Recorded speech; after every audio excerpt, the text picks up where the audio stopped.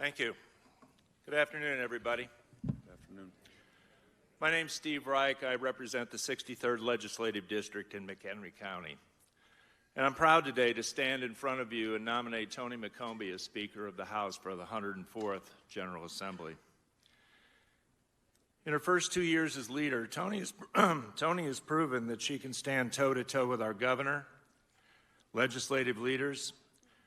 She operates on the principle that it's better to disappoint people with inconvenient truths than to appease them with comforting lies.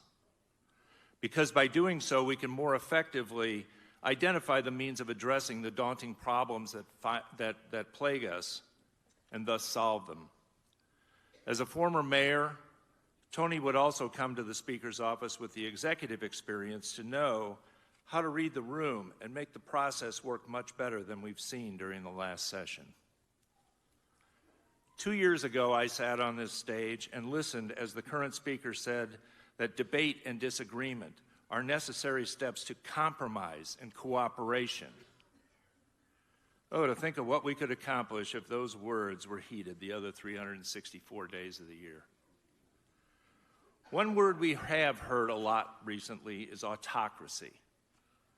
Responding to the results of the November election, Governor Pritzker said, "What we're doing is pushing back against the increasing threats of autocracy and fortifying the institutions of democracy that our country and our states depend upon."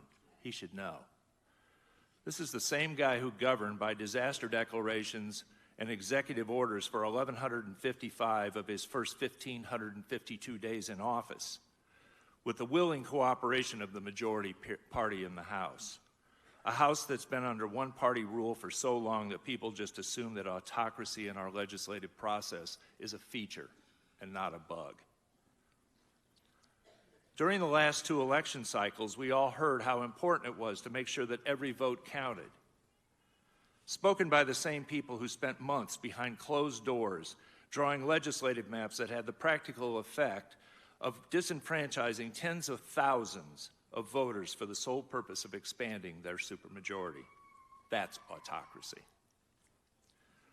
We're facing a $3.2 billion budget deficit, a $730 million shortfall in mass transit funding, and $140 billion or so in debt that we owe to our state pension funds. With COVID money running out, we're finally staring at the prospect of having to solve these problems on our own. Autocracy is not going to solve them. A progressive income tax, raiding the road fund, cutting funding to local governments, imposing crippling mandates on job creators, and God knows what other proposals will spring from the fevered minds of those who control all the levers of state government is not the answer. We need spending restraint.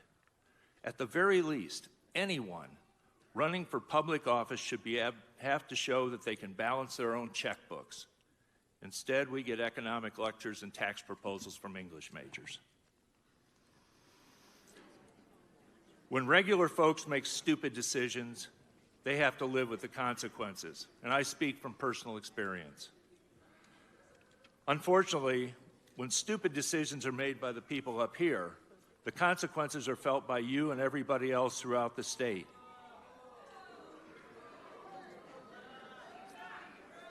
Inconvenient truths.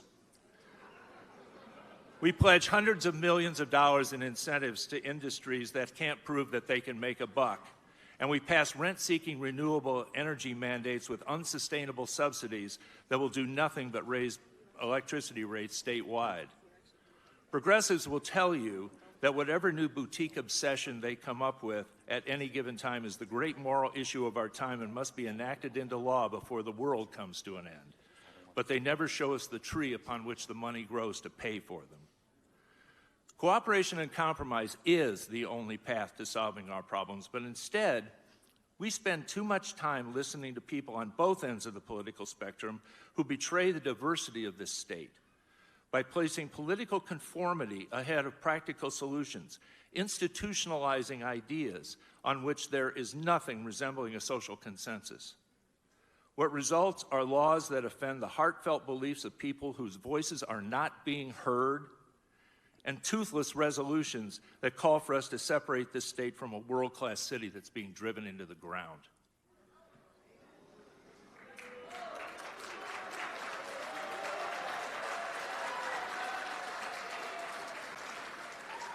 Most of the people in this state live in the middle.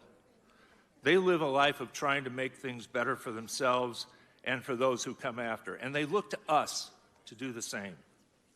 Creative, competent governance is necessary. It's an opportunity to embark upon a fresh agenda of reform, to tangibly deliver results to those whom we would govern. I'm not nominating Toni McCombie for Speaker because she's the House Republican leader. I'm doing so because I know that our General Assembly and our state would be better off with a Speaker who understands the challenges of the entire state,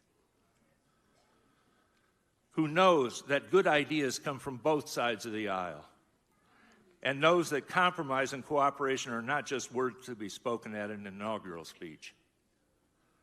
As Speaker of the House, Toni McCombie would be a strong voice for taxpayers, all taxpayers, Illinois families, all Illinois families, and our state's future. We can start that process right now, right here. To those of you among my friends on the other side of the aisle who knows that change is needed, I'm asking you to join me in voting for Toni McCombie as Speaker of the 104th General Assembly. Thank you.